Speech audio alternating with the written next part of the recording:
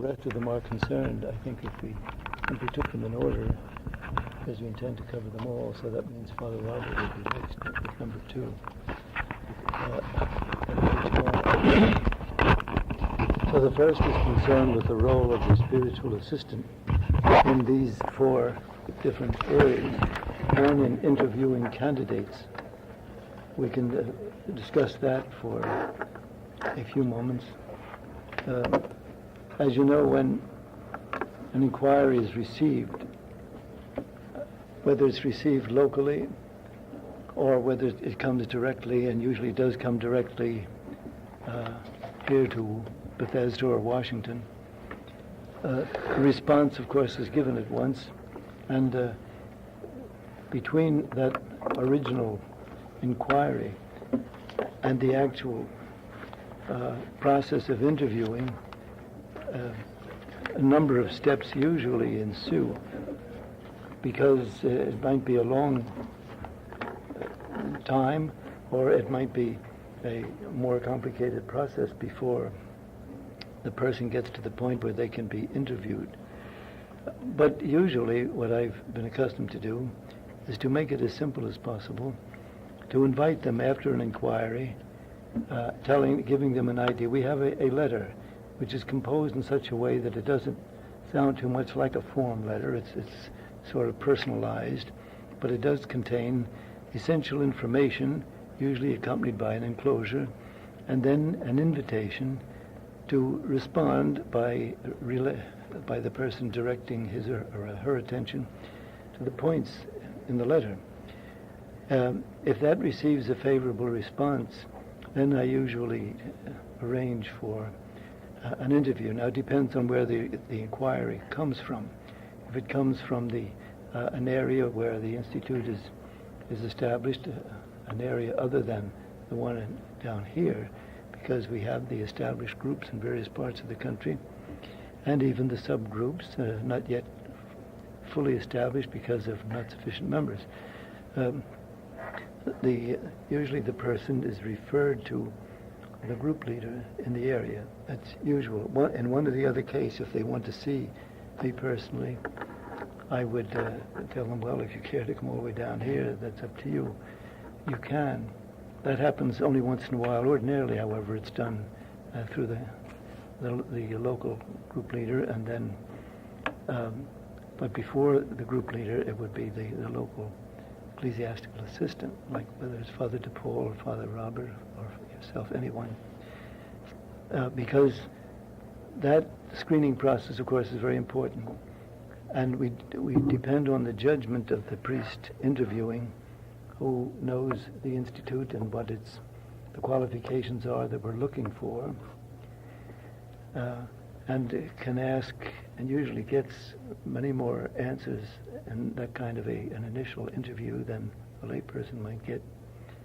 You can ask whatever questions you want to that you consider relevant, and taking notes, of course, on what you hear, and then also giving your impression of the person, and evaluating as far as you feel you are able to evaluate the information which the person has given to you and about which you've taken notes. Here it's easy for me to relay that to the group leader, or if in Philadelphia I've been going there too, to relay it to the group leader there. It goes to the group leader first. That is the next step after such a person has been interviewed by the ecclesiastical assistant. And if the interview in his judgment has been a favorable one, and the person is really interested and wants to go further with it, then usually we turn it over to the group leader, who then takes over.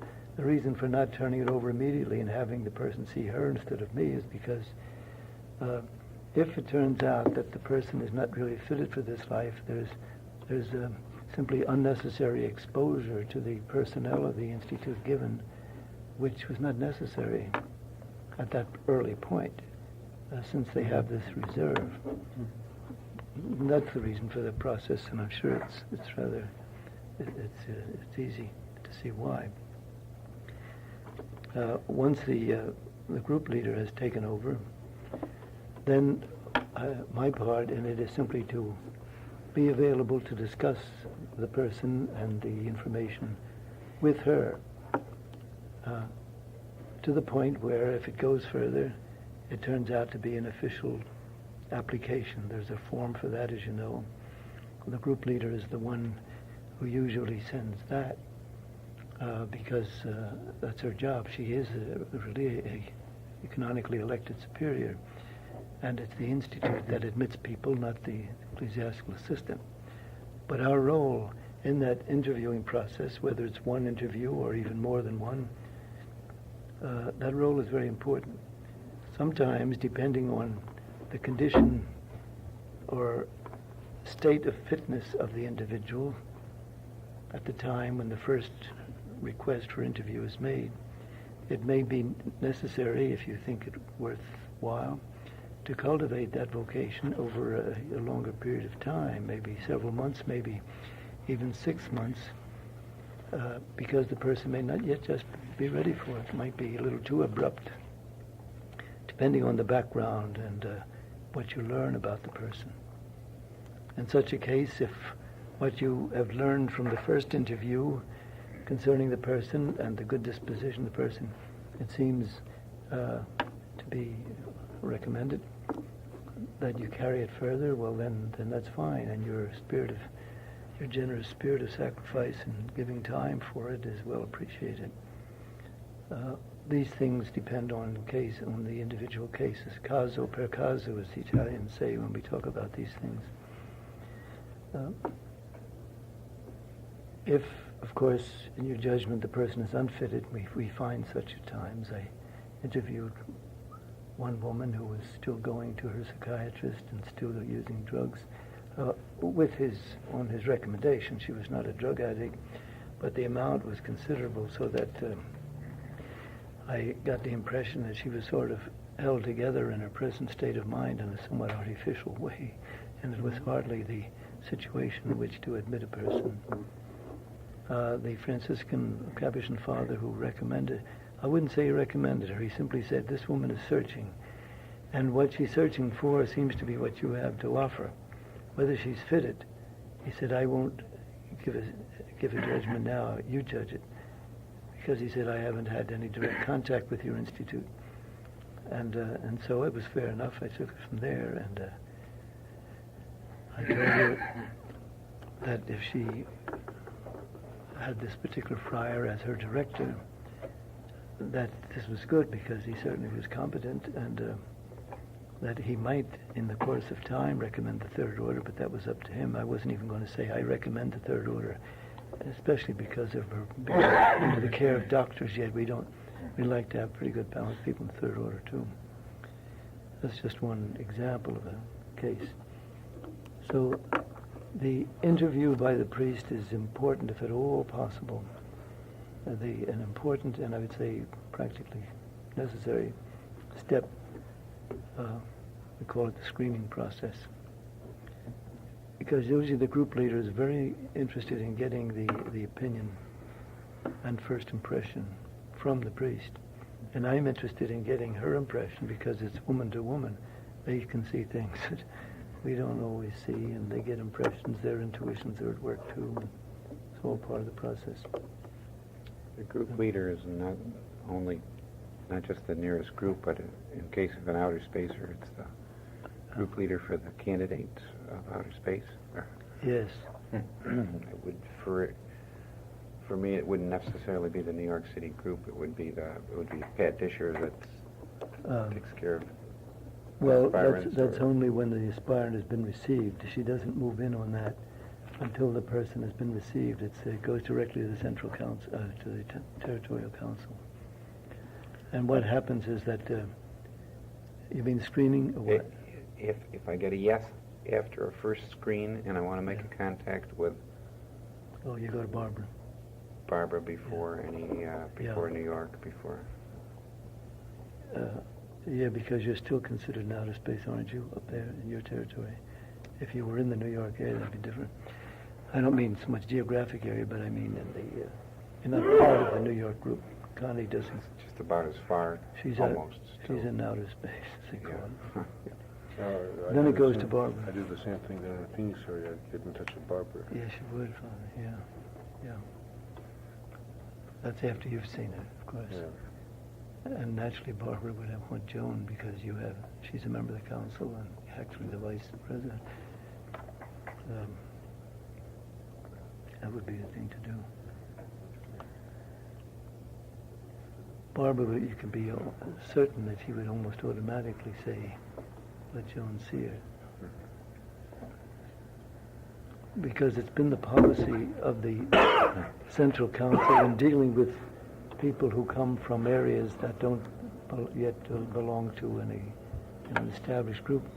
It's been the policy that after a priest, especially one of yourselves, has completed the interview, and if things look favorable, then one of the members of their territorial council is appointed to do the interviewing.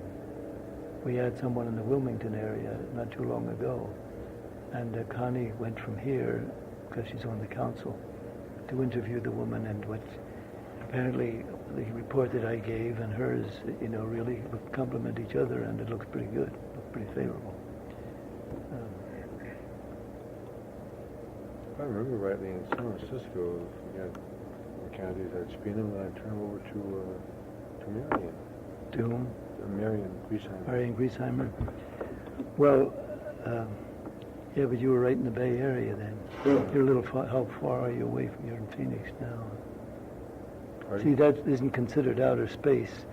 San Francisco is not. Oh, it wasn't. Oh, I thought it was.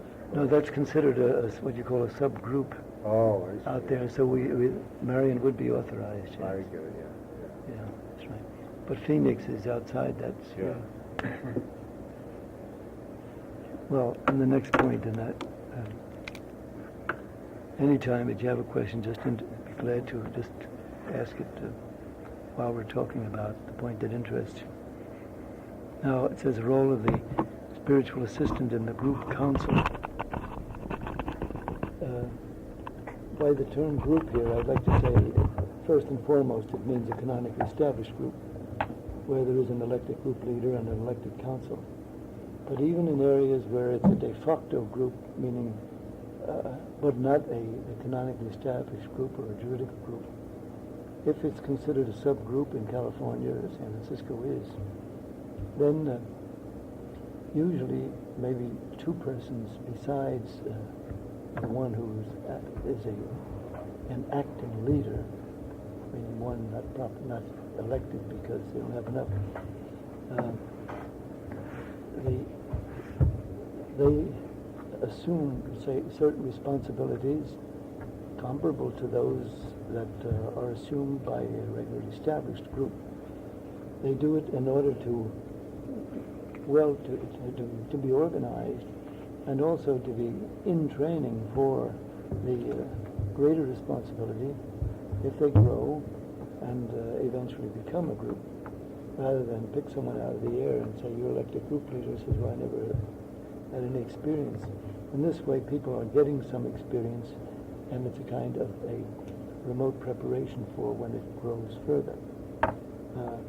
In that case, or rather, whether it's such a small council that we're talking about, of a de facto group, or the council meetings of an established group like in St. Paul or here in New York or Philadelphia, the ecclesiastical assistant has a place. He has the right to attend all the council meetings. He doesn't vote on issues that require a decision by vote, deliberative vote, but he's there in an advisory capacity, especially as regards his function, the days of recollection, whether he gives them all or not. He is in charge of that. He needs to be informed, and it needs, I might say, to have, well, the final word in connection with. If I say the final word, I'd like to be clear on that. That's really his sphere, his function, right in there, one of the functions. And certainly the group leader, whether acting group leader or appointed or elected group leader, would reflect her own wishes and that of the council, perhaps that of the little group. And we take that into consideration because that may reflect their needs. But then the one who actually does the conducting or outlines the thing is the ecclesiastical assistant. And if he doesn't conduct it himself, we're not obliged to conduct all these. Often we like to bring in another priest to give him some exposure to the institute as well as the members' exposure to another priest. But he is supposed to listen to what directives are given by the responsible priest, the ecclesiastical assistant. What I usually do is to give them a certain latitude because, they're, after all, they're ordained priests and they're in the ministry.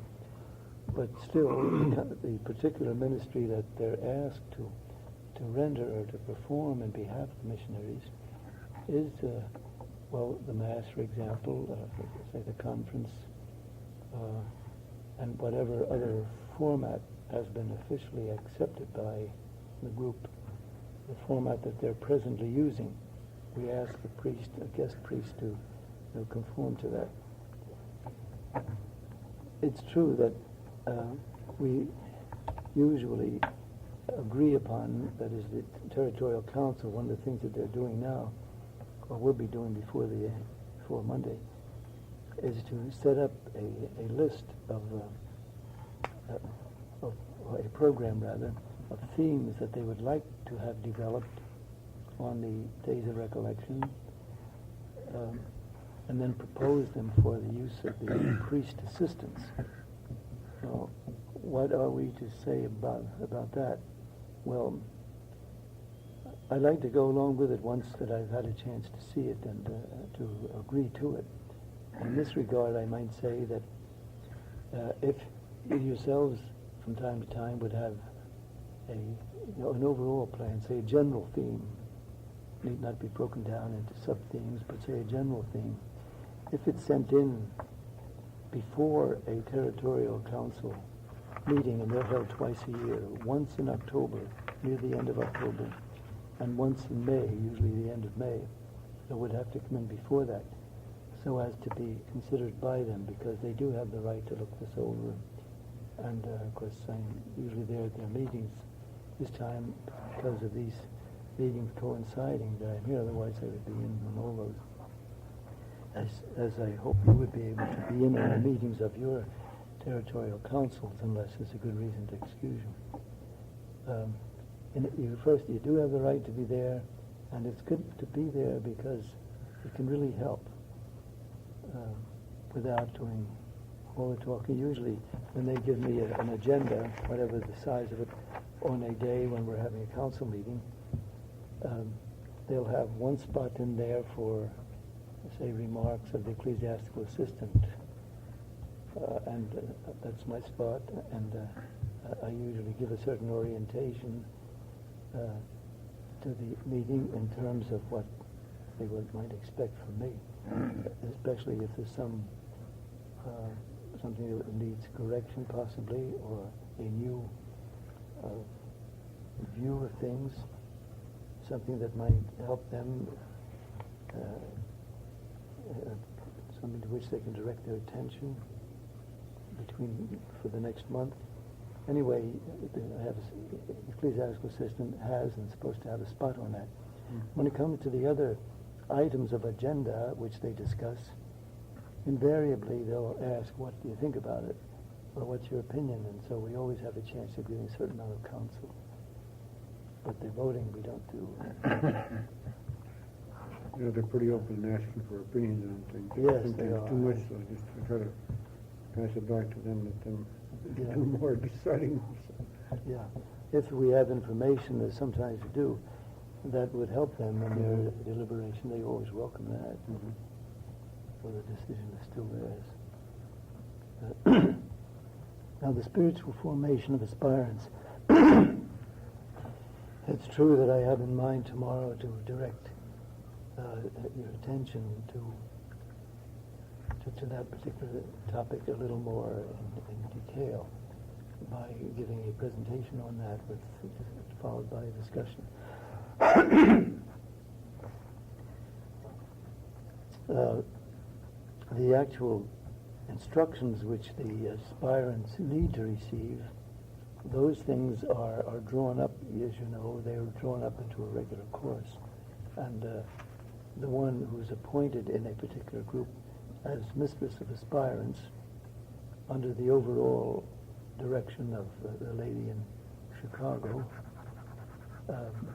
who is the territorial mistress of aspirants, she helps the various mistresses of aspirants on the local level very much through her communications or help, but she herself does not directly instruct aspirants because there's no group in Chicago.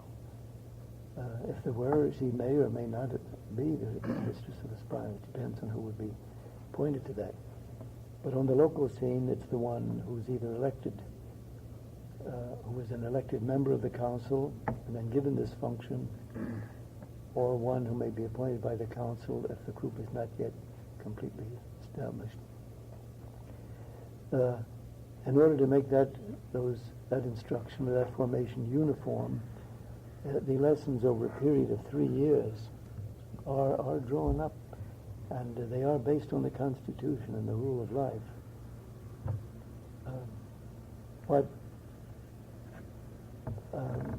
The way the role, rather, of the ecclesiastical system in this regard is to give as often as possible, meaning if possible once a month when they come together, some time, whether it's 20 minutes or if it's half hour, better still, to each of those aspirants to see how it's good to be informed as to what part of the lesson they're going through. Not to give a different version of it from the one who's doing it, but to see whether or not it's understood spiritually, whether the principles involved are understood by the girl. It's a kind of an aid, a supplement to what she's getting. So we do enter into it without, wanting in any way to take over, because the time set by the mistress of aspirants for the official lesson is whatever time she sets. We never bother to interfere with that. She sets it and they keep it, and that's their business.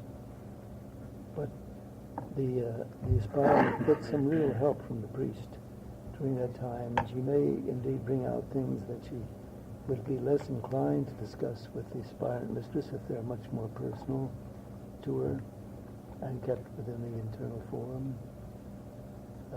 If they are truly personal, if it's something that can be further discussed with the mistress of aspirants to say, might be good if you could help this person along these lines, that would not be considered a violation of confidence, because it's not a confessional matter.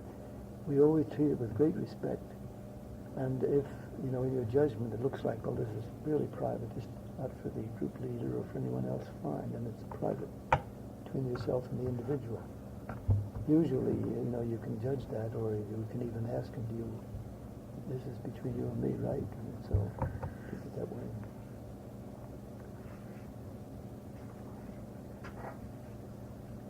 Before an aspirant is to be advanced to profession when her 3 years are up, there needs to be an examination in the whole of the course. Now, while the ecclesiastical assistant isn't obliged to give that, and when I say obliged, I mean expected to give that, I have frequently done it here, simply to have another fresh look at whether they've understood it. And I don't just do it through question and answer form. I simply keep the lessons, the outline of them before me, and ask little, questions that would be feelers here and there to see whether they really understood it. Certainly we have the benefit of our training in dogma and moral, and some in canon law, so that our questions wouldn't just be the same as those asked by a layperson. And we don't get technical about it either, but if they understand the principles, and especially in their practical application by certain questions that you ask, it's also a greater assurance to the territorial council that this person is properly qualified. for taking that important step of profession. Now, I already said something about personal conferences. As far as aspirants are concerned, those who are no longer aspirants but are already professed should have, according to the decisions reached by the territorial assembly, which means like the chapter, in that among the proposals that were adopted at that last assembly, it was said that the ecclesiastical assistant should be disposed to receive for personal conferences anyone who requests it. And also, we put it this way, they have a right to request it of us, and we also have a right to request it of them. Now, we do that with some care because we don't like to force anybody to something, but if the ecclesiastical assistant feels, well, it's been quite a while since I've had any personal contact with this particular member, and I'd like to get to know a little bit more personally, and they were simply to tell her, during the course of this weekend of retreat, of this day of recollection, I'd really like to see you, talk a little bit. And is that all right with you? The person says, yeah, sure, Father. And so you appoint a time and have a chance to talk over the person's situation and whether or not there are any difficulties. It's not as long or as formal as, say, at the time of the annual retreat, when each one is really given an amount of time. Each individual, everyone, in fact, even fills out a form. Quite as formal as that, but it's to keep up that spirit of unity and that the spiritual outlook, especially since they're in the world, and their sights can at times be somewhat dimmed by all that they're experiencing or going through. It gives them a further lift and some inspiration, and also gives you I would say, a certain satisfaction that this person is in, spiritually speaking, in a healthy condition. You're satisfied that things are going all right with her. Whether she happened to have difficulty that time or not, you don't have to just wait until that time to see her. It can, and hopefully always does, give them a certain lift if you give them that attention. Well, that would be the extent of my remarks on these points. If you do have any questions or care to discuss it, we're certainly welcome to do so. We have a little while. Maybe you've had experiences of your own that might even help me or help others, because we all learn from one another. I was concerned about what you just said there, approaching them first if they don't come to you, and that's now written into their what you would call, they're no longer proposals, they're sort of articles, not of a constitutional value, but like little, you don't even call them statutes because you don't want to make it sound like they're laws, but they're guidelines, certainly.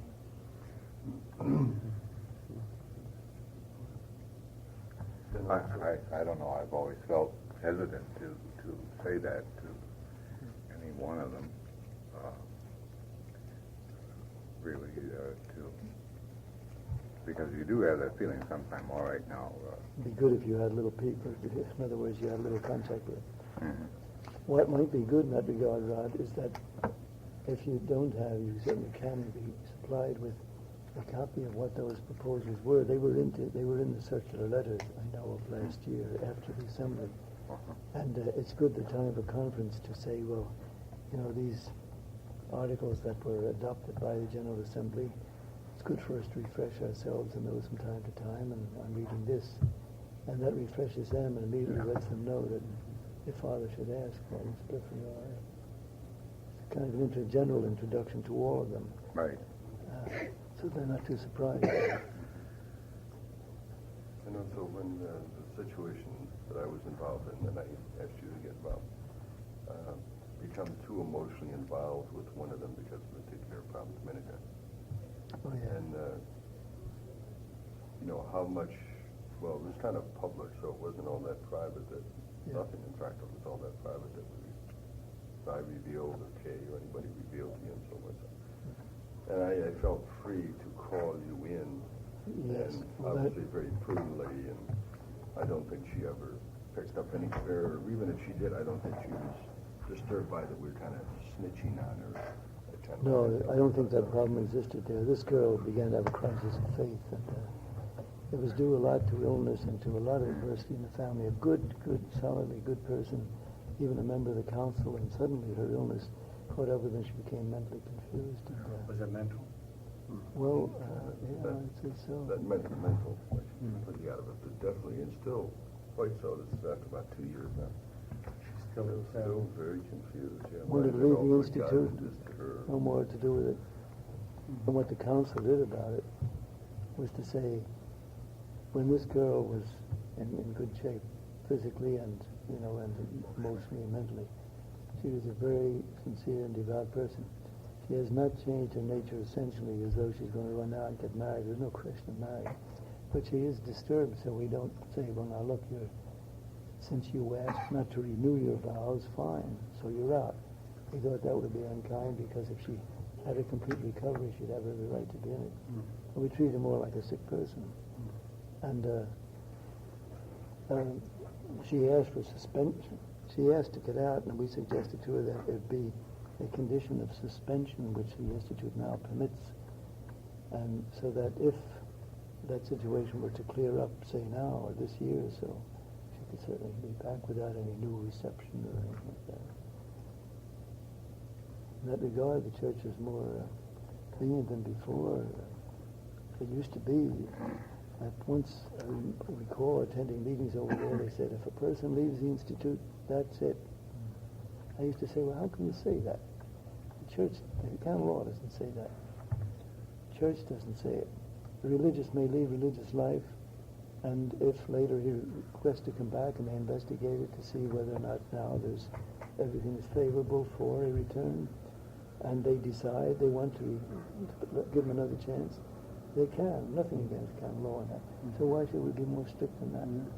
Leaves of absence are quite common now. They are now. Yeah. Yeah. This was Right. before that Yeah, time. right. Of course, you might get dismissed in advance. I recall Always been a problem. another little, if I say hassle, I mean discussion, in which usually was contra over there was if a person, for instance, had been married and divorced, and the husband married again, no hope of reconciliation, no hope at all, married and has children and settled there. And the woman, of course, still within the age for one thing, and never remarried and doesn't intend to because of her faith, and now feels that she could live a life like this and would like to dedicate herself, and has had a certain proof of it, like she appreciates the sacrament, she appreciates Mass, she goes to it quite regularly. Could she be accepted? Yes, she could be accepted. Naturally, we don't go and advertise it and say we're looking for some widows, class widows here. But in individual cases, I've always said, don't close the door to those people. Because who's to be the judge there? As long as they show the qualifications, the Lord can heal. Stephen, And there's a practical problem. I imagine it's the same thing here in the United States. A lot of these girls go into sisters' communities, nuns, with very high ideals. yes. And I'm sure you're quite aware that in some of these communities, there's no community life, there's no prayer life, and in fact, in some of these communities, there's a lot of drinking and partying and so forth and so on. I know this for a fact because yesterday I was talking to a sister, and she's just like this because of this situation. Yeah. Well, she has no intention of leaving, but there are people who have left. Right. Now, some of these people, down deep, really want to serve God, Right. and they're, it seems though, I don't know about this particular institute, but a lot of institutes don't want ex-religious. Now, some of them entered very, very young. Others entered and felt as though they were cheated, felt as though they were deceived. And I personally think that we should give them a chance. Well, to answer your question, just first generally, and then a few specific remarks, say yes, I would too. Now, of course, Not every. I still believe that we have to investigate into every individual case. There's Exactly. no ifs, ands, or There's no buts about general. it. But to close the door on anyone just because she has been in a religious community, it all seems rather. Well, the principle hard. is to keep the door open, but then they say, case by case, and examining the individual circumstances, and making sure there's some interval of time in which the break from the order is not has a certain distance behind it before immediately stepping into this, because it is a distinct vocation. The community life was quite essential there, which is not here. Now if they're already in the world and somewhat settled and have a job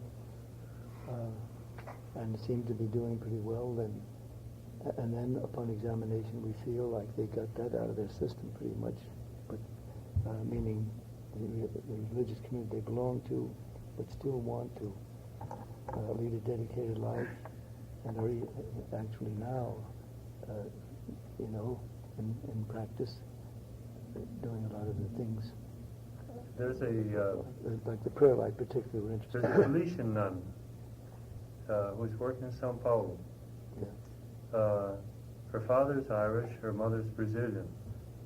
She's bilingual, but her English is rather hackneyed because she was born and raised in Brazil.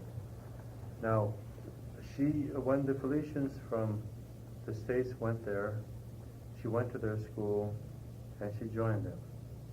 But she feels as though they're not with it. They're not. She's a nurse. They're holding her back as far as apostolic work is concerned. A couple friars know her. They said she's a tremendous person. And she asked for information about the missionaries. And I sent the information to her. Then after I did that, I got a question mark. Is it possible that we're going to encourage her and then have to refuse her? Because all I have received from her, about her rather, has been nothing but a good report. She's a nurse now. Yes. Do you see her? Do you have personal contact with Pardon? her? Do you have personal contact with her? She wanted to come up to see me in Brasilia, but it was 2 days before I was ready to leave, so I wrote her a letter saying that I couldn't, but I would see her on my return. She has won a scholarship to Marquette University, and there is a possibility that she might contact you people here if she decides to stay in the States. Yeah. So I don't know where we stand. I thought maybe, well, if you or if she comes here, if someone of us is within, is within the.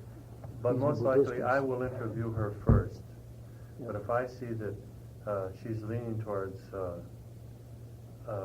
staying in the States, she has relatives in the States, then I would refer her to you people. Yeah, okay. Naturally, we try to preserve the vocation rather than to encourage them to leave. But if it looks clear enough that they are really facing a crisis there and can't make a go of it, and yet have that sincere desire for dedication, what I'd be inclined to do then, if after having tried to preserve the vocation it didn't succeed, and yet would have the conviction that a solidly good person wants to dedicate her life, I'd at least offer to see her from time to time, to guide her a bit before saying, well, now... Well, you know, Father, fill two out an extremes, application. though. What? One extreme is there's no community life, there's no prayer, nothing. And then there's the other extreme, which I think is the problem over here, where the Felicians are rather closed-minded about many, many things. And she would like to get into apostolates where I think she might be a great success and really do things if she were freer. Yeah. Well, that, of course, is the atmosphere of Second Institute gives her that. She Yeah. can certainly have a lot of... A lot of sisters want to be more free. Pardon? Yeah. A lot of sisters want to be more free. Yeah, but a lot of them want to be free, but want no prayer. This person is a prayerful person, and she's a very good person. I think many of them really entered the sisterhood as a way of religious dedication Yeah. without knowing anything at all about a About secular the institute. community. If they had known in advance this is what they would have chosen. That's right. If they had 5 or 6 years to figure it out, and like we do in our seminaries, what they choose to go this way or that way, they Right. probably could. That's why I said that this Secular Institute has a tremendous psychological advantage Yes, it does. right now. People It's with a high, propitious people time. with high ideals, and a lot of those today are seeking depth in their spiritual life. Spiritual life, yeah. Mhm. I think that's very true. It's a good insight that the modern woman is being formed along flexibility and independence. Independent. Right. And this has got it all. You, Oh, you yeah. direct Right. yourself into any degree of Right. spirituality, and yet you can pick your apostolate and Right. handle travel And and they're really things like that dedicated. on your own. Really dedicated. You're not going to get the old-time And girls I've that'll seen, stay submissive. I've seen these girls praying, making holy hours on their own, where you couldn't get some of these done in chapel for nothing. Unfortunately. There aren't There's some of our situations sisters, that's I don't even know where they go to Mass on Sunday. If Well, they that's do, they true. don't go in our church. One way to get them That's is true. air condition the chapel in the summertime, until you get some. from the condition, which at times perhaps was too strict, and now to this permissiveness. You just wonder that, is that really fair to the individual who came and asked to join a certain religious community, say in this case, religious community of women, with the service is a mutual contract. The person is guarantees to live this life and is supposed to be receive the necessary spiritual supports from the community itself, and if the community doesn't give it, there's a breach of contract. Oh, yeah. And they simply fall by the wayside. They become very unhappy. Yet, many times that was implicitly built on the idea that the old ones would be supported by the work of the young ones, and they had never realized that the youth would falter and they wouldn't be providing the input to keep the older women in the infirmary or something like that. Just expected to go up all the time, not down. Is that it? What you want to know? First question about tomorrow, this number 2, is there, do you want a collection of formats ahead of time, or discuss formats and then collate them, or what? The way it's Well, worded. what I had in mind, unless your idea is better, is this, that you would probably have a little outline of how you're going to handle it. And after you would sort of introduce it a little bit, something like I did tonight, it's only one way, Okay. and then open up for discussion. Okay.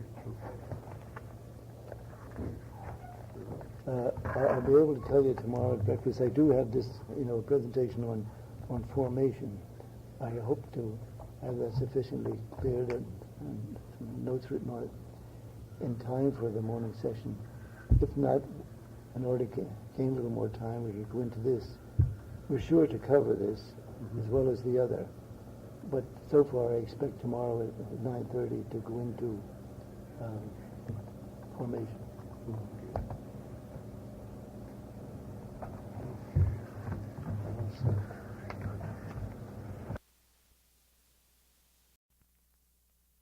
Themselves, but questions, for example, like who is to be formed. In other words, our concern would be the person or persons of the ones to be formed.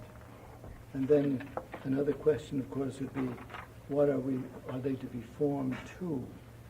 It would be the answer to the question, what? So who and what? What, but of course, would have to do with the content of the program of formation. And then the method of formation, how are they to be formed? And finally, when. So those few questions, who, what, when, how, seem simple enough, but the answer is not just quite that simple. So in asking the question, who is to be formed, who are the people who are to be given the benefits of this formation, we need to say in the very first place that the formation that is needed, and then we'll talk about who, formation that is needed needs to be very specific. It isn't just a general formation, a general education in leading a Christian life, but a formation that needs to be very specific, adapted and oriented to the missionary character of the Institute. At this point, I might say that this development here is based, for the most part, on those such documents as Apostolicam Actuositatem, in other words, apostolic activity, Gaudium et Spes, and other such documents of the Council. Now, the subject of formation in this case is, of course, the consecrated secular person, missionaries of the Kingship of Christ. We are not treating of a generic formation, but of one which has its own special character. Our concern then moves in the direction of what is specific for the missionaries of the Kingship of Christ. That which is proper to them may be designated as internal or within the life situation. In saying that, I'd like to recall to your minds what was said yesterday about that figure of the, or notion of the leaven in the Mass. It's something that's internal, it's buried in the Mass, but it has a tremendous effect. And so the nature of their formation is well expressed by means of that figure, which for that matter is contained in the original apostolic documents concerning secular institutes. I might mention here also that although yesterday in speaking of formation we mentioned how that was the special responsibility of the those in the Institute to whom it was entrusted, at the time when I said that, I was thinking just of a portion of the formation, namely of the kinds of instructions that are given by the mistresses of aspirants and the various lessons that are given to them from month to month. But that's by no means the whole picture. We're talking now about formation as something ongoing, something which starts from the time that a person is admitted, but goes on and follows their journey with them through their whole life. So this is a much broader concept, and of course our own part in contributing to this becomes clearer as we go along. So concretely, the missionary character of the SIM is within a world, means inside of, or within a world which today is undergoing a powerful process of secularization, and consequently is not Christ-centered, but man-centered. A missionary, however, proclaims simply and joyfully, like St. Francis, that faith in Christ and trust in Christ guarantees rather than destroys trust in man and in human values. It's the same as saying that you can't really place your trust in man as a secularized world would insist, because it ends up in complete disillusionment.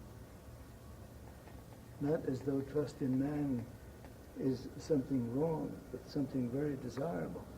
But you can only find a solid basis on which to place your trust in man if you first have faith in Christ So it's the combination of these two which needs to be kept constantly in mind in the formation of missionaries of the kingship.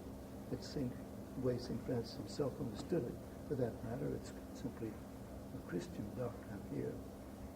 Faced with this dilemma, as missionaries are, living in a world which becomes more and more man-centered, faced with this dilemma, trust in Christ or in man, that's what the dilemma is all about. Who are you going to choose? Will you trust Christ or man? As though they were mutually exclusive. Faced with this dilemma, the missionary is guided by the unifying and harmonious spirit proper to St. Francis and replies, I have trust in Christ and in man. In fact, I have faith and trust in man because I have faith and trust in Christ. The basis then of a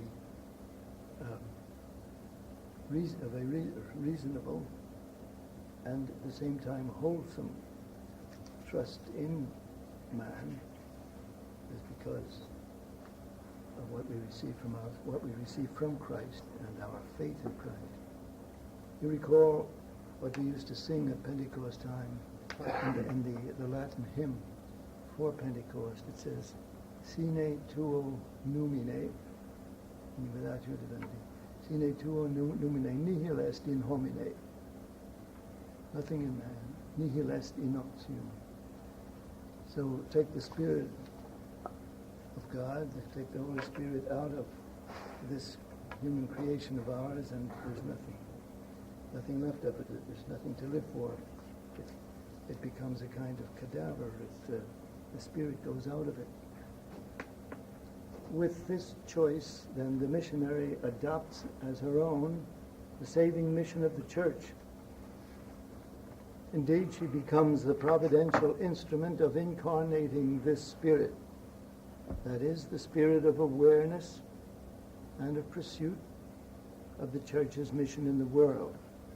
And she transmits this spirit to the whole Church, meaning to every kind of environment in which she finds herself.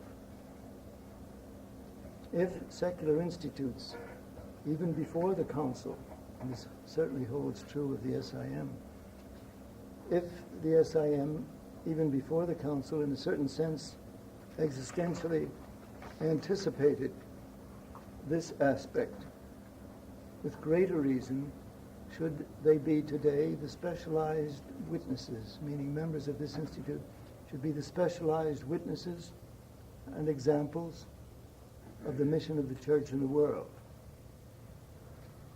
This too is a quotation from Paul VI discourse, to which we make frequent reference, discourse given in February of 72 to the directors, that is, chief moderators of secular institutes. So the next question would have to do with why should we institute a specific program of formation? The answer may seem obvious enough, but yet it does have some depth to it. To accomplish a task or fulfill a duty which is so actual and specific, the Council made it incumbent on superiors to promote solid and ongoing formation. This holds for religious too, of course, as we know. So in the document Perfecta Caritatis, the responsible persons in religious and secular institutes, the superiors, have that task of providing solid and ongoing formation.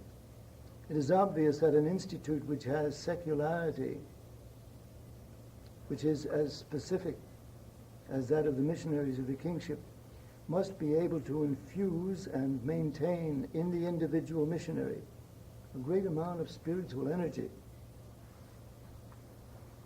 a constant and personal rapport with Christ, and an attentive openness to life situations in order to make them stand on their own. so that each missionary can be an animator, a builder in the various civil, professional, and ecclesial communities in which he works.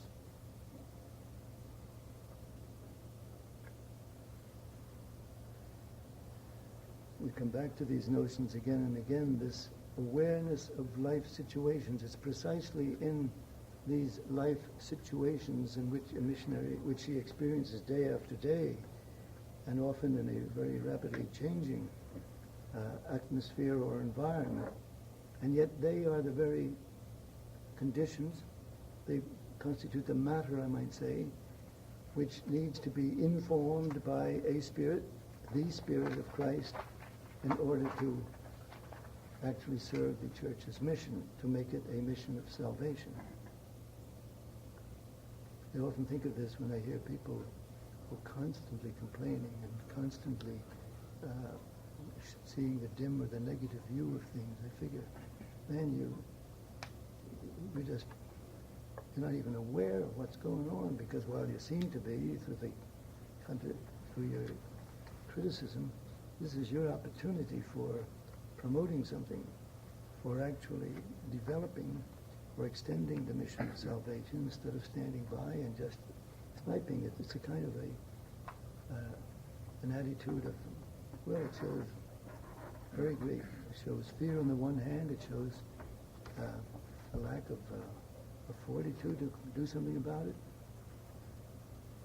And altogether, it's completely sterile. Now, formation is required for a twofold reason. First, it is necessary because the missionary is in the condition or state of development of living her chosen vocation within a variety of situations. And they sometimes can change very rapidly, but that's her living life situation. And if she's to accomplish or fulfill the purpose of a vocation, she really needs to be trained for it. Without progressive and serious formation, a missionary would run the risk of being a victim of a double false attitude. The first false attitude would be one of fear, condition of being sort of paralyzed and made insensitive to the life situations in which she finds herself. Or this same false attitude could take the form of being bitter when confronted with the world and the various historical and environmental situations. In other words, it's going to hell anyway, and so what can we do but, it's in darkness, what can we do but curse the darkness attitude. The second false attitude would be one of presumption, which sort of drives her towards a more or an excessively emotional rather than positively critical participation and sharing with the world. And because of being overly emotionally involved, she exposes herself to the danger of becoming simply secularistic, of going along with it, instead of overcoming the world, being overcome by it. You know, we were to continue to stress, say, well, now the world is good, therefore everything is good in it, get with it in an unbalanced way, in a way which would not be properly understood. And so that a person could easily be drawn into the vortex of that situation of just worldliness and end up losing her understanding, her devotion to Christ. Certainly the world as God made it is good, but it's also been infected with evil, and it needs the redemptive power of Christ to overcome the infection. Now, formation, a second reason why formation is necessary. Formation is also necessary because a false presence can destroy the reality of this world into a narrow and delusive secularism.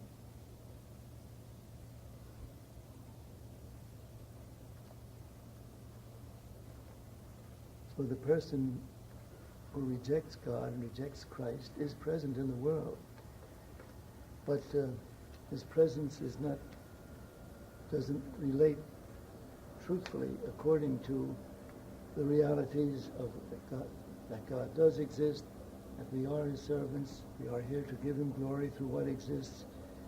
It becomes a false presence. And so it ends up, of course, eventually in self-destruction, spiritual if not actual physical. The expectations of freedom and growth in our time, which await the Lord, would be deluded, be frustrated if the missionary were to lack an enlightened sense of vision and the necessary strength of exemplary confrontation that must accompany her original choice of life. She chose this way of life, okay. The world needs more and more to be freed or liberated from all that prevents it from accomplishing its task of knowing and loving God. That is, of giving the people in the world the chance to know and love God and to be free from oppression. That's the job, of course, to which the missionary should contribute, because it's the job or the task or mission of the church. But if the missionary isn't properly prepared, doesn't have this enlightened sense of vision, and also the strength that is of confronting a situation, of knowing the stand to take, a stand that corresponds to her choice of this way of life, then indeed she becomes a complete disappointment. We raise another question. We say, formation, fine, but formation to what? Now, when we ask that question, we're concerned with the dimensions or the content of the formation. How extensive must it be? What does it need to take into account when it is this formation or plan of formation is drawn up? Concretely, this formation must tend first to a number of distinctions here. The first tendency which it must have is to help to develop a personality, to accept herself,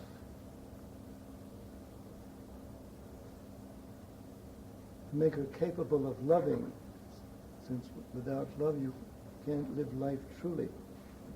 Make her capable of loving, of making her an open personality, characteristic of the Franciscan spirituality. An open personality dominated by a strong sense of optimism. If it were the opposite, pessimism, you'd see how it gets stuck in the mud.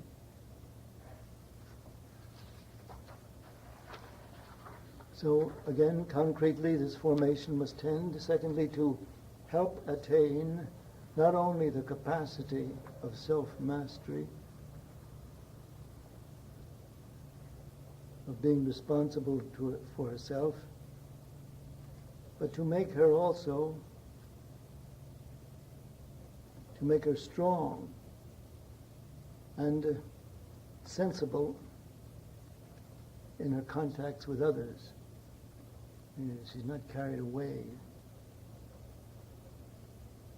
A sense of self-reliance, control of herself,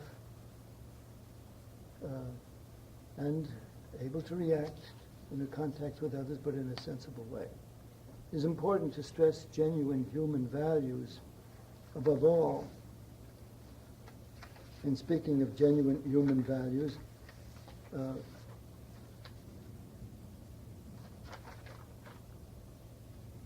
above all, the art of living and cooperating in a sisterly way, and to be able to carry on dialogue.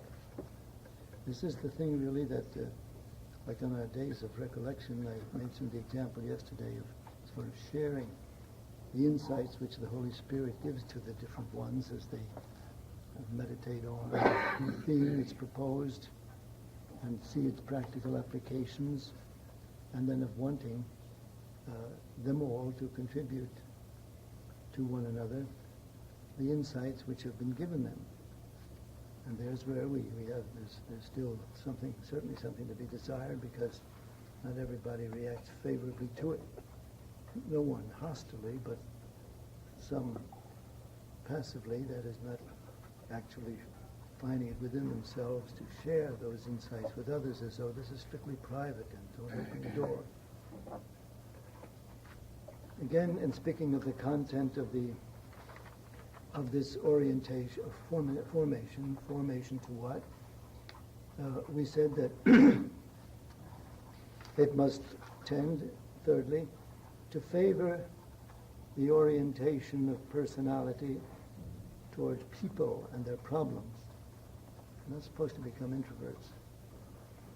Personality is supposed to be oriented towards people and to people's problems. What we heard yesterday about the need of families getting that kind of witness is an example of this.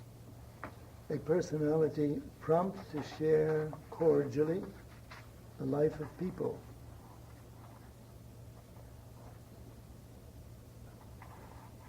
To help people form a personality that understands and expresses faith as a reality that makes sense. In other words, to believe in God makes sense, and to help people see that, so they can regulate their lives by faith. Again, this content of formation, in the fourth place, needs to tend to stimulate common effort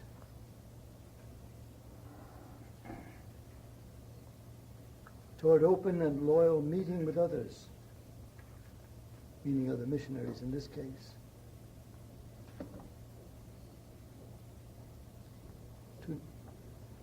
So towards open and loyal meeting with others, to develop the communitarian spirit within the Institute.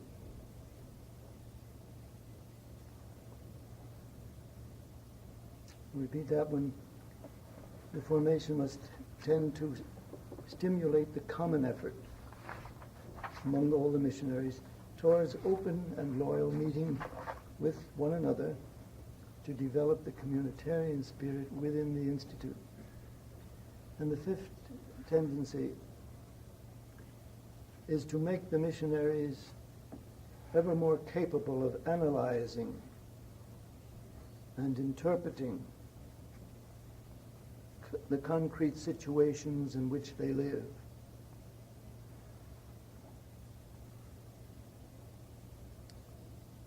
You can see the reason for that. If they're supposed to change, or rather elevate by means of their vocation and the power it gives, elevate these situations, they do have to recognize them and know what they're about. Father Jamil used to stress so much that a sense of history. Know the times in which you're living. Have it develop a sense of direction from the various sources of help, of course. Reading is one, praying, and then some reading and instructions that are given, making use really of almost everything that happens around you as something which informs you and enlightens you.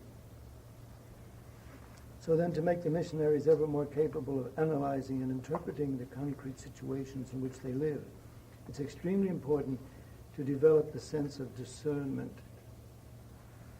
and of critical evaluation in order to resist and withstand impetuous emotionality and mere collective promptings or suggestions. The crowd says this, okay, that's fine with me. Go along with the crowd attitude. without discernment.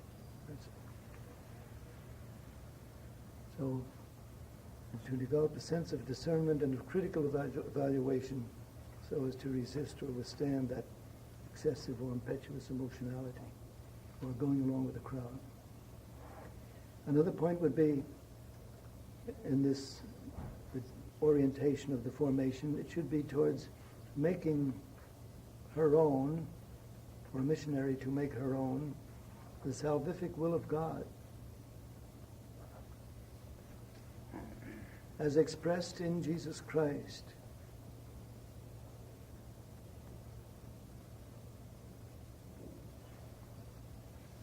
Who is God.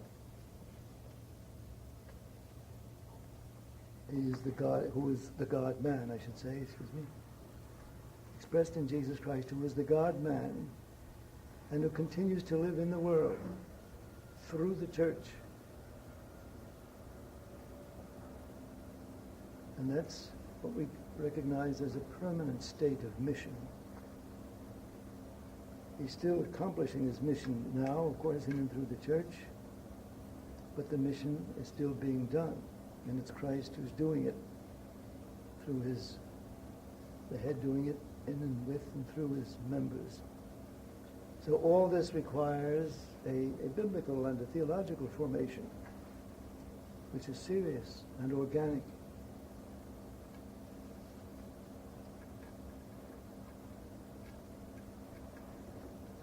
That point, I think, is quite clear. If they are really to make their own will conformable to that salvific will of God, they need to know something about his plan of salvation. And there you are, right in the heart of divine revelation and theology. The secular missionary must regard herself as sent, in quotes, sent, meaning missionary. Just like St. Francis,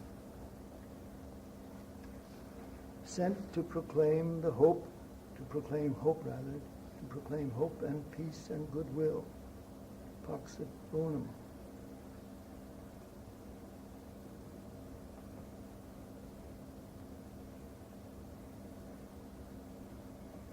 Now each one of these actually, for instance, in any conferences and all that we give, any one of these particular points could be the subject of a complete conference, thought out in terms of themselves, of terms of the missionaries, and of their situation, to help them more and more to realize this. This does really contain what should be the content of their formation. At times they recognize it more realistically, and other times it sort of becomes vague to them and needs to be clarified again, brought home, specified, made forceful, for them to have another good look and to feel within themselves, this is what I should be doing, and I have to give this more thought, and then become more and more like what they should be. A further point or direction or orientation of this formation is to accept real situations of life as the moments in which salvation is realized. It's happening here and now. To accept real situations of life as the moments in which salvation is being realized. Avoiding the inclination to just evade it, to get away from it. Or a kind of false spiritualization. God will take care of it. Everything's fine. He'll take care of it. You don't have to do anything about it. Just wait long enough. That kind of an attitude, just false spiritualization. Other points might even come to your minds in the discussion, but these are at least some of the salient directions which the formation, or not just directions, but they pertain to the content of the formation. The formation needs to take on the character to make them this, make them that, as we've just been explaining. Now the method of formation how are they to be formed? You give them a course in this and a course in that, and sort of juxtapose these things. The formation of the missionary ought to move contemporaneously on all levels. It has to be organic.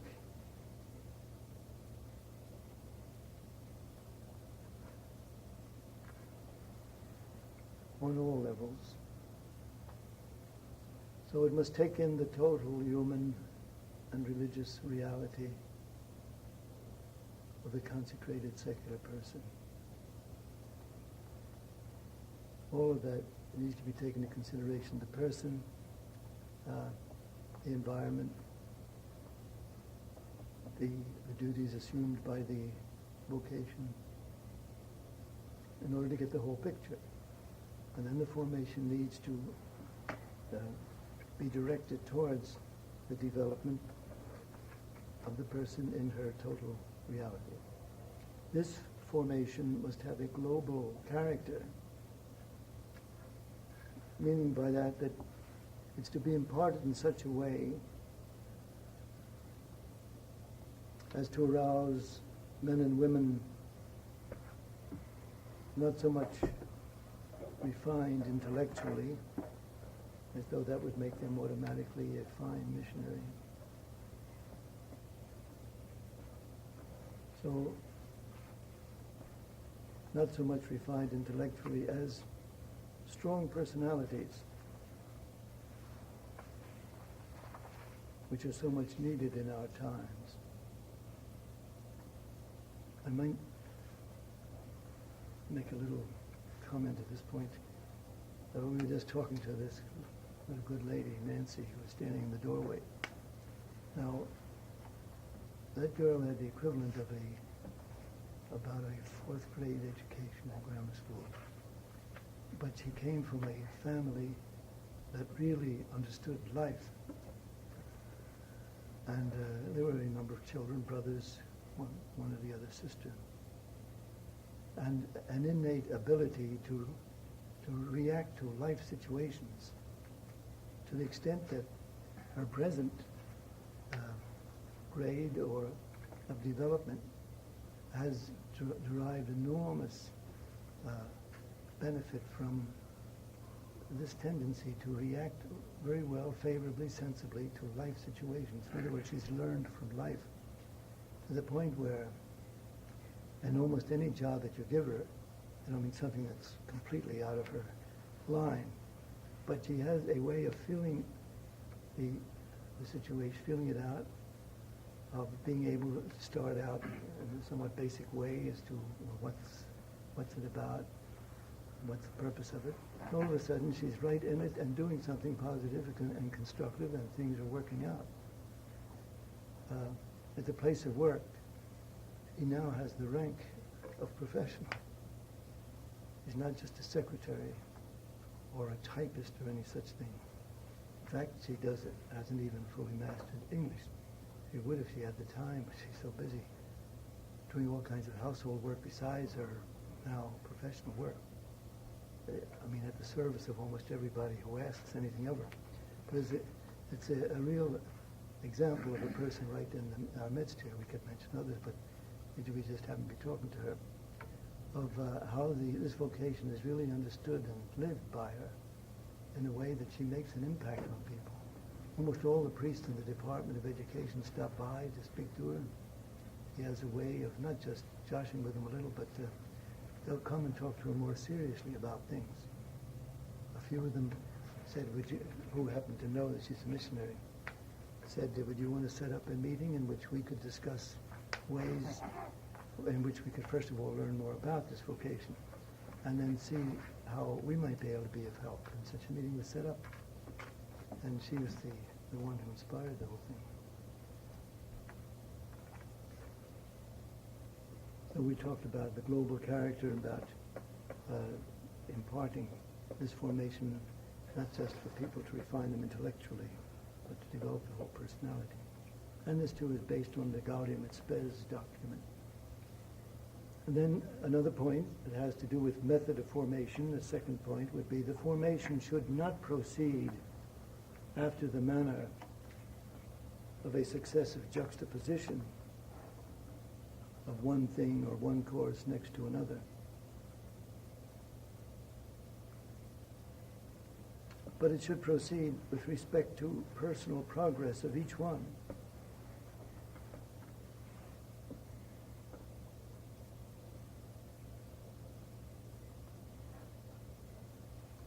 And therefore to tend to bring together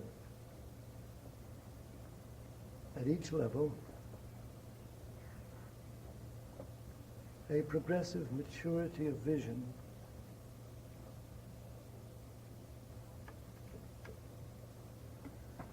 and of evaluation and of voluntary acceptance of responsibility.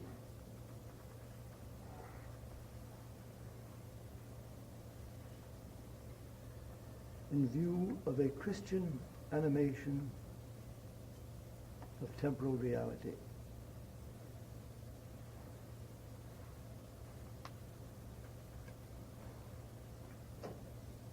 So not a juxtaposition, but with respect to personal progress of each one.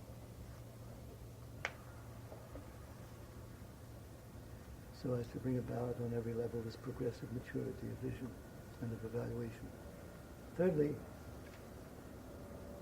concerning the method of formation, this is not a case of presenting formation in the form of a simple teacher-student relationship in view of something to learn.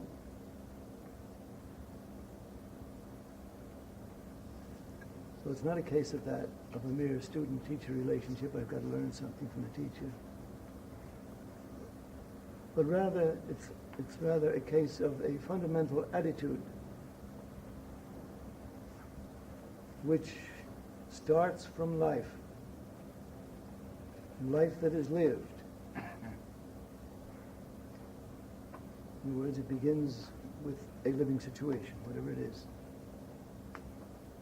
And then it strives to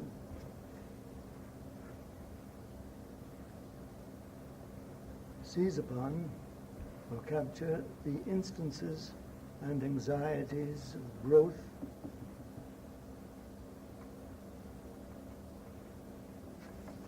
It's through anxiety that we have another look at things and try to work our way through, and that, of course, if done by a person that has been properly formed, there's further growth.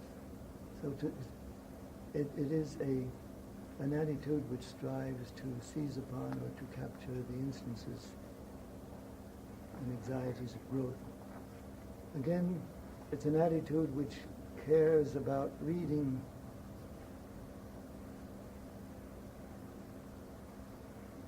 the perspectives of the divine design. In other words, seeing what God has in mind in this situation. What's God telling me in this situation which I find myself?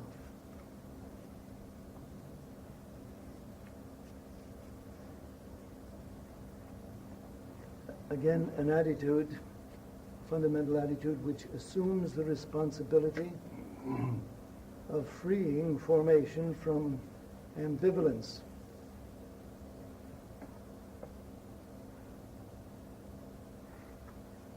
In order to make it the sacrament of God.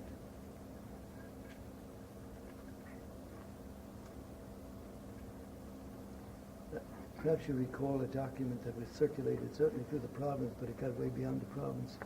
As other religious communities picked it up, it was written by our general, and it was called The Life of Man with God.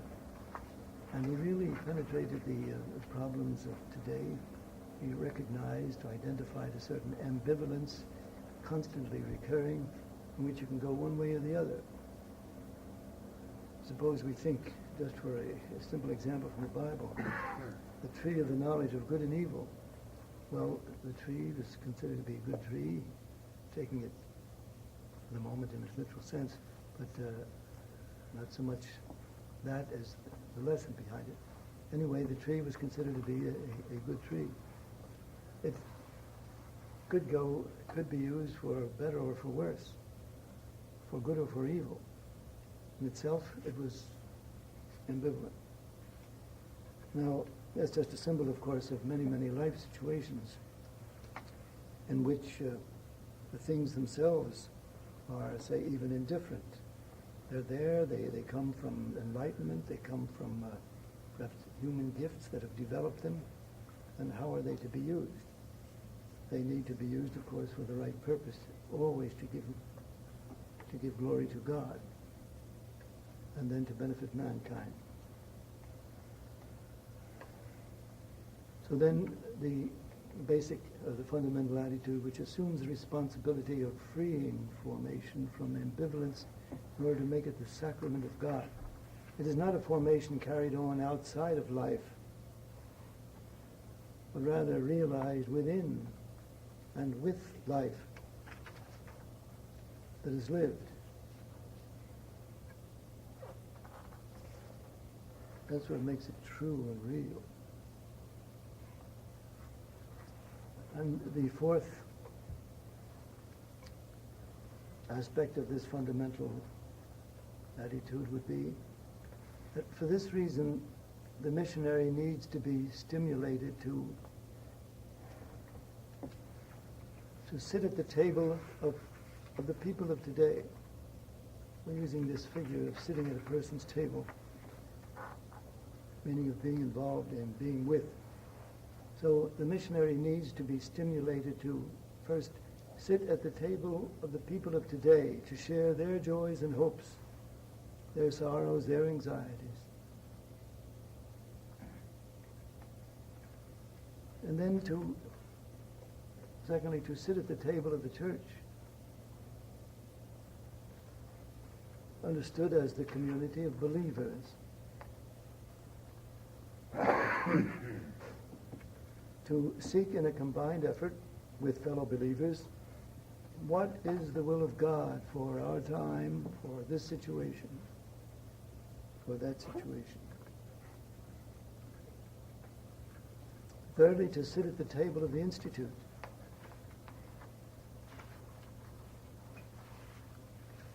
To sit at the table of the Institute, understood as the permanent place or condition of formation,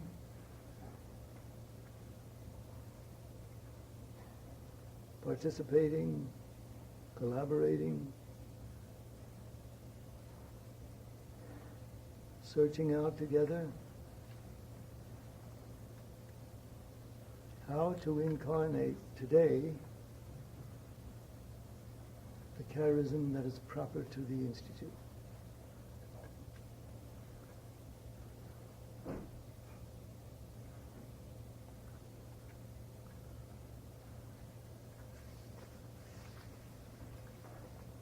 And the last of these questions pertaining to formation would be, when is the formation to take place?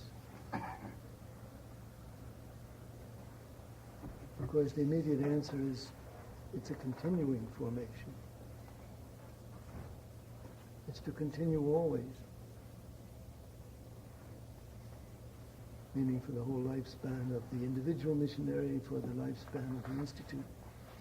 The Institute must regard as its duty or its task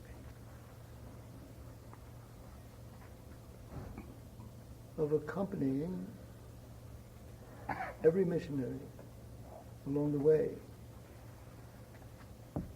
so that she may be in a position to live maturely and responsibly her choice of life, her choice of vocation.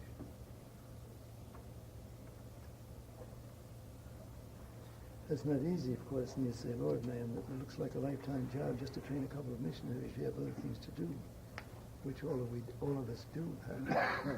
It's, in fact, not the principal work of any of us, really, despite the hours, maybe weeks, that we may spend with them. And when you consider that there are men to be helped and drawn to this institute, and the benefit to secular priests, too, who may be so inclined, the need of more help it becomes very, very obvious. Certainly, as you saw from the thrust of this presentation, that we train them to we help them to help themselves. But nevertheless, when it comes to this theological and biblical orientation, even there they can be trained to help themselves considerably, but there's always enough work for us to do. Even if it was only the case of giving a man's view to a woman's situation. But it's above that we're trained ourselves through what was required to bring it to the priesthood, but we're trained also in what is practical, namely the pastoral experience, pastoral apostolate. The answer then to the last question, when is the formation to take place? First, it is a continuing formation to continue always, we say, and to accompany the individual missionary through her whole lifetime. Secondly, this does not take away the need of special periods of concentrated formation,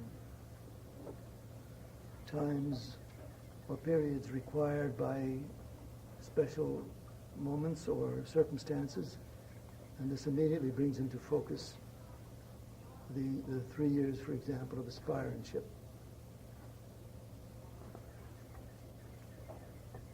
Now those 3 years, if we were to generalize,